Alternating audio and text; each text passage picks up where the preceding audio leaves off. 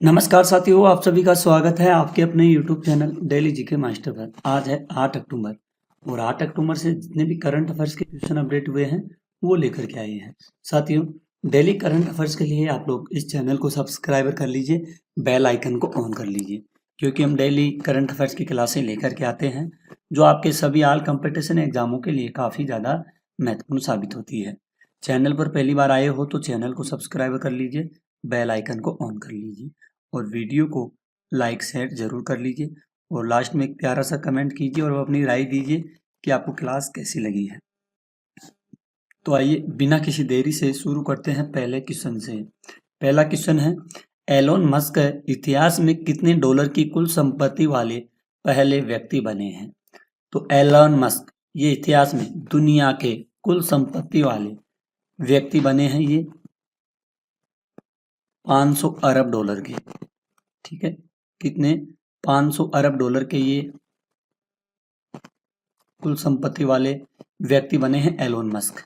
इसको जरूर ध्यान में रखना, इंपॉर्टेंट क्वेश्चन है। एलोन मस्क इतिहास में सबसे व्यक्ति बनने जिनकी कुल संपत्ति 500 अरब डॉलर है। यह उपलब्धि उन्होंने टेस्ला स्पेस एक्स के बढ़ते शेयर मूल्य के कारण हासिल की है। टेस्ला भी इन्हीं की कंपनी है और स्पेस एक्स भी इन्हीं की कंपनी है।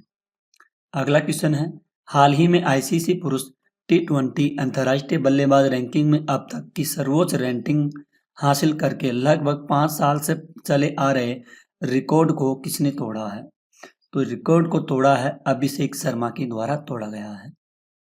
आईसीसी T20 बल्लेबाज रैंकिंग में सर्वोच्च रैंकिंग प्राप्त की उन्होंने बाबर आजम और सूर्य कुमार यादव का पुराना रिकॉर्ड तोड़ा है। किसकी बात की जा रही है?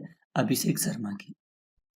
नेक्स्ट क्वेश्चन है, हाल ही में भारत का पहला एआई संचालित स्मार्ट ट्रैफिक सिस्टम कहाँ लॉन्च किया है? इंपॉर्टेंट क्वेश्चन है, वेरी वेरी इंपॉर्टेंट क्वेश्चन है, इसको आप लोग नोट कर लीजिए। एआई संचालित स्मार्ट ट्रैफिक सिस्टम है, तो ये लॉन्च किया गया है, दिल्ली में लॉन्च किया गया है हाल ही में। ठीक है, एक्सप्रेसवे पर भारत का पहला एआई आधारित है स्मार्ट ट्रैफिक सिस्टम। इसका उद्देश्य है यातायात प्रबंधन को स्वचालित कुशल बनाना। अगला क्वेश्चन है, हाल ही में दिवंगत पंडित छन्नूलाल मिश्र का संबंध किस वाद्य यंत्र से है? तो वाद्य यंत्र है स्वर मंडल से संबंधित है ये। ठीक है, पंडित छन्नूलाल मिश्र बनारस घराने के प्रसिद्ध शास्त्रीय गायक थे, वे स्वर मंडल वाद्य यंत्र से जुड़े हुए हैं। अगला क्वेश्चन है, भारत के परमाणु छोटे मॉड्यूलर रिएक्टर एसएमआर मिशन के तहत पहला परमाणु ऊर्जा संयंत्र कहाँ स्थापित होगा? तो ये परमाणु पहला स्थापित होगा बिहार में किया जाएगा। बिहार में पहला छोटा मॉड्यूलर रिएक्टर संयंत्र स्थापित होगा। इसका उद्देश्य है स्वच्छ सुरक्षित परमाणु ऊर्जा को उत्पादन करना है।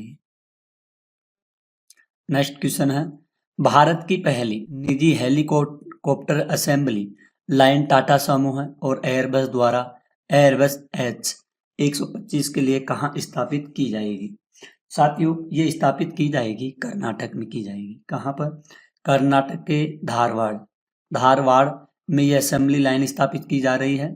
यह भारत में हेलीकॉप्टर निर्माण को आत्मनिर्भर बनाने की दिशा में एक बड़ा कदम भी है। साथियों, ये डेली न्यूज है, डेली टुडे करंट अफेयर्स है, ये आज की करंट अफेयर्स है। ये काफ़ी ज़्यादा इम्पोर्टेंट होने वाली है। ये लेटेस्ट क्वेश्चन है जो एग्जामों में पूछे जाएंगे। 2027 में 8वें राष्ट्रमंडल युवा खेलों की मेजबानी किस देश को सौंपी गई है? तो ये सौंपी गई है माल्टा देश को सौंपी गई है। कौन से देश को? 2027 में 8वें राष्ट्रमंडल खेल होंगे, इसकी मेजबानी माल्टा देश को सौंपी गई है। ठीक है, माल्टा करेगा 8वें राष्ट्रमंडल युवा खेलों की मेजबानी और यह आयोजन खेलों में युवाओं की भागीदारी को प्रोत्साहित भी करेगा।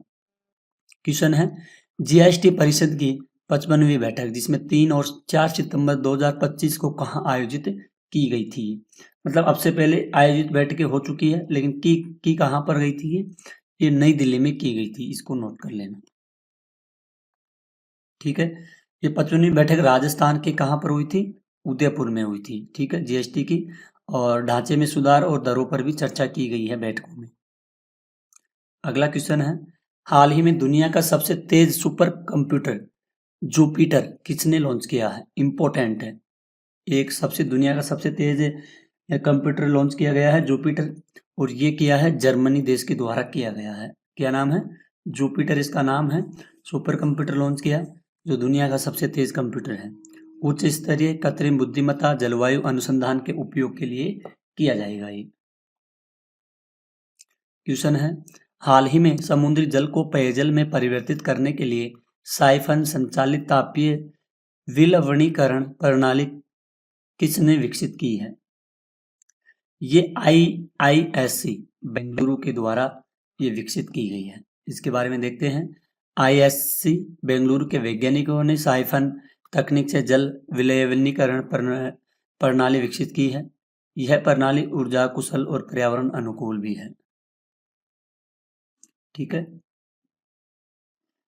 अगला क्वेश्चन है, सतत विकास लक्ष्य SDG सूचकांक 2025 में भारत को कौन सा स्थान मिला है? इसमें भारत को स्थान मिला है साथियों 99वां स्थान मिला है। ठीक है, इसका साथियों बी राइट आंसर हो जाएगा। भारत को संयुक्त राष्ट्र के SDG सूचकांक 2025 में 99वां स्थान मिला। इसमें गरीबी, शिक्षा, स्वास्थ्य जैसे क्षेत्रों पर आधारित रैंकिंग दी जाती है। इस सूचकांक में प्रथम स्थान कौन सा है? फिनलैंड देश का है। ठीक है, अगले क्वेश्चन की ओर बढ़ते हैं अपन। I am Giorgia my root my principle नामक पुस्तक किसके द्वारा लिखी गई है? तो ये जॉर्जिया मेलोनी के द्वारा लिखी गई है। इसके बारे में देखते हैं। यह पुस्तक इटली की प्रथम महिला प्रधानमंत्री बनी थी जॉर्जिया मेलोनी, इसके द्वारा पुस्तक लिखी गई थी। उसमें उनके जीवन के सिद्धांतों और राजनीतिक विचारों का इसमें क्या किया गया था? वर्णन किया गया था। बेस्ट ऑफ इंडिया भारतीय परिधान और वस्त्र मेले का आयोजन हाल ही में कहाँ पर किया गया है? तो ये किया गया है रूस में किया गया है। यह आयोजन बांग्लादेश में हुआ। ठीक है दोस्तों, सॉरी इसमें रूस नहीं होगा, सॉरी इसमें बांग्लादेश होगा। ठीक है, तो साथियों यह आयोजन बांग्लादेश में हुआ जिसमें भारतीय परिधान और वस्त्र प्रदर्शित किए। इसका उद्देश्य भारत बांग्लादेश व्यापार संबंध को मजबूत करना होगा। नेक्स्ट क्वेश्चन है, इंडियन चैम्बर ऑफ कॉमर्स के नए अध्यक्ष के रूप में किसे हाल ही में नियुक्त किया गया है? ब्रजभूषण अग्रवाल इनका नाम है। इनको इंडियन चैम्बर ऑफ कॉमर्स का नया अध्यक्ष नियुक्त किया गया है हाल ही में। ठीक है, ये इंडियन चैम्बर ऑफ कॉमर्स का नया अध्यक्ष है। इसकी स्थापना या संगठन की स्थापना हुई थी सन 1925 में हुई थी और इसका मुख्यालय है कोलकाता में है। ठीक है, आप लोगों को इन बातों को ध्यान में रखना है। ठीक है, राष्ट्रीय धन्वंतरी आयुर्वेद पुरस्कार 2025 से हाल ही में किसे सम्मानित किया गया है? तो उपरोक्त सभी बताया गया है। बनवारी लाल गौर को, नीलकंठन मुस, भावना पारासर, उपरोक्त सभी। ठीक है, इन सभी को किया गया है। राष्ट्रीय धन्वंतरी आयुर्वेद पुरस्कार से इन सभी को सम्मानित किया गया 2025 में। यह पुरस्कार आयुर्वेद चिकित्सा में उत्कृष्ट योगदान के लिए दिया जाता है। क्वेश्चन है, महिला वर्ग 2025 का बेल एंड डियोर पुरस्कार किसे मिला है?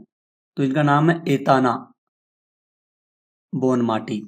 इनको 2025 का बेल एंड डियोर पुरस्कार दिया गया है। स्पेन की फुटबॉल खिलाड़ी है एताना बोनमाटी। ये 2025 की बेल एंड डियोर पुरस्कार से मिला इनको।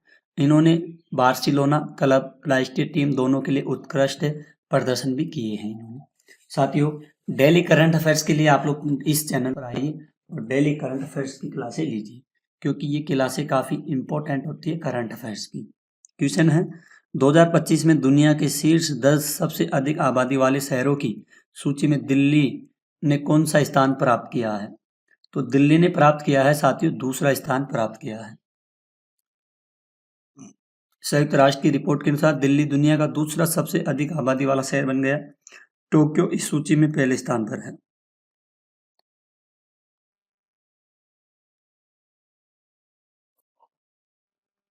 हाल ही में प्रेस स्वतंत्रता सूचकांक 2025 में भारत को कौन सा स्थान मिला है?